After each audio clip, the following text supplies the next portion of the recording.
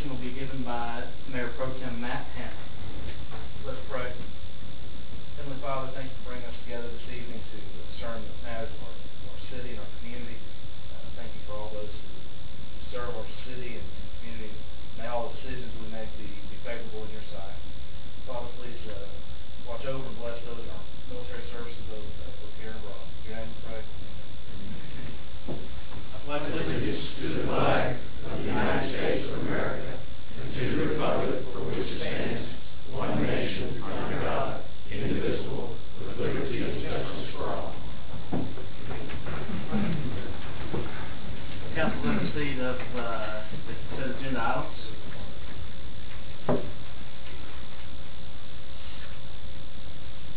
Motion?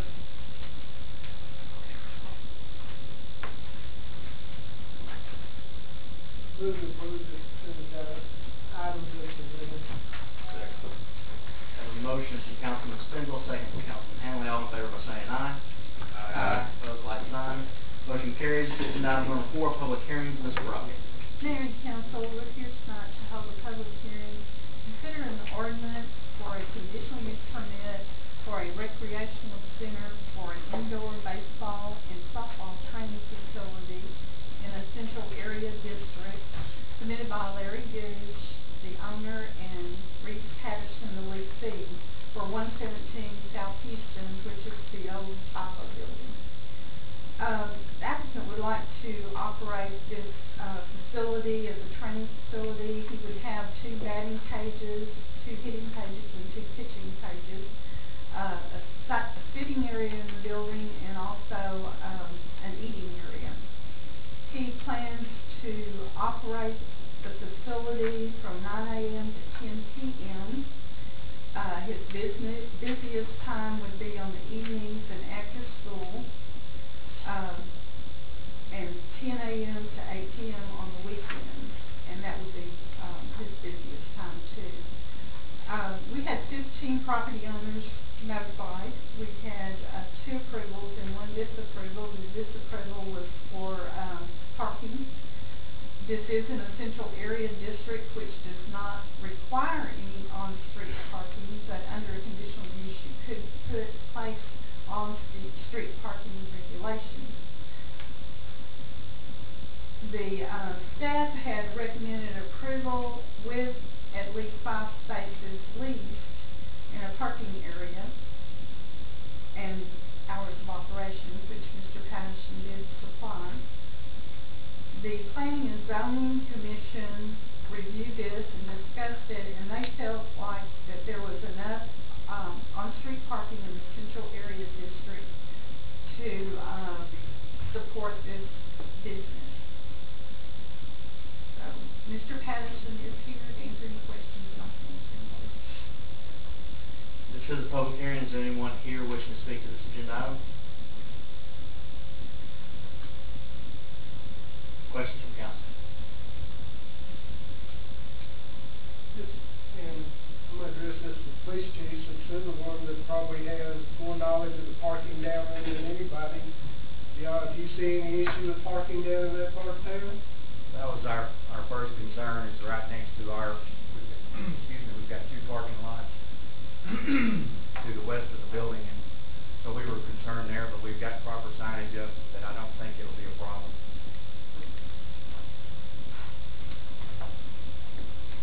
Any questions? Reese, do you have anything to add?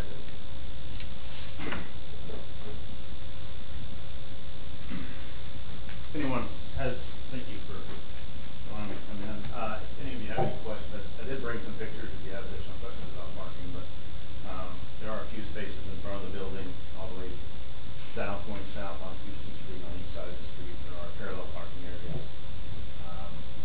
If you go north of the police station on the corner of, any corner of Main and Houston, there are approximately 50 central area parking spots that are public within about a 300-foot proximity of the building itself.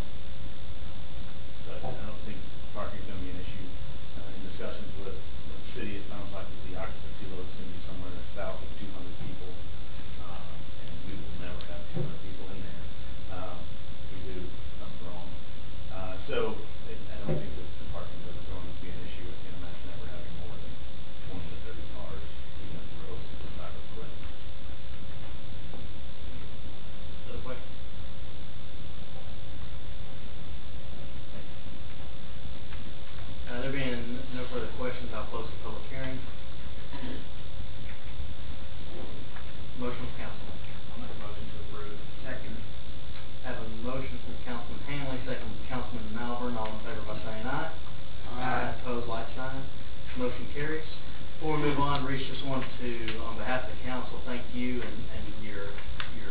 volunteers that serve our 1,200 kids, so I guess 13 and under children of Denison with your Little League program.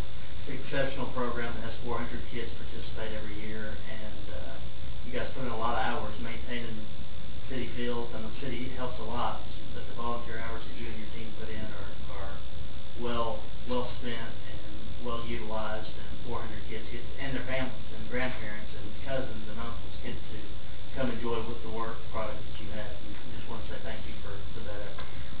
Appreciate it. Agenda item number 5A, the election. Ms. Waller? Yes, I request for y'all to cancel my election. Mr. Michael Beck is running unopposed, and Janet Gott is also running unopposed for a different political place. He is not able to run again. I'll make a motion to do that. Second. Councilman Hanley, all in favor by saying aye. Aye. Opposed, like sign. Motion carries. Agenda item number 5B, school zone in front of St. Luke's. Mr. Hanley. Thank you, Mayor. We received a request from the St. Luke's Parish Day School for the city to consider the establishment of a school zone. That has been studied by staff, and I've asked Mr. Howerton to provide kind of the results of that study and his recommendation for the school zone. Mayor and council, we, after looking at the need here, we agree that school zone does need to be established, and we're ready and prepared to do that. We will prepare an ordinance for the next agenda. If the council supports it, and it'll be on the consent agenda. If it is supported, we talked to the head of the school, Ms. Cheryl Matsumoto, and she explained that there's about 60 kids enrolled, that the hours are 8 a.m. to 3 p.m., and that she thought 30 minutes before and after those hours would be adequate, and so we recommend a school zone comprised of the rectangle of Fannin Avenue, Burnett Avenue, Gandy Street, and Woodard Street for the hours 7:30 to 8:30 and 2:30 to 3:30 during regular school term. I believe Ms. Matsumoto is present. Yes, she is. Questions from the council? No, we've looked at this in the past, and we did some changes over time, and I think the trend just continues to be what it is, and certainly we look forward to it. I think you just need staff direction tonight. That's correct. Anybody opposed? Okay, so we'll see that at the April agenda. Agenda item 5C, Ms. Wagner. Mayor and council, we are asking tonight that you take action on the adoption of a resolution directing publication notice of intention to issue our combination tax and revenue certificates of obligation. This is for the new fire station that we discussed during the budget process, and any surplus funds with this will be used for major repairs, renovations to existing municipal buildings, as we spoke about at the time as well. This is just an intent. Notice of intention and the resolution. There are sufficient debt service capacity in the current interest and sinking tax rate to meet the payment requirements of the debt service needed, and staff recommends the adoption of this resolution. Questions from council?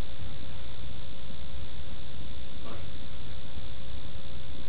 We approve the resolution as presented. Motion from Councilman Spindle, second from Councilman Malvern, all in favor by saying aye. Aye. Opposed, like sign. Motion carries. Agenda item 5D, Chief Birch.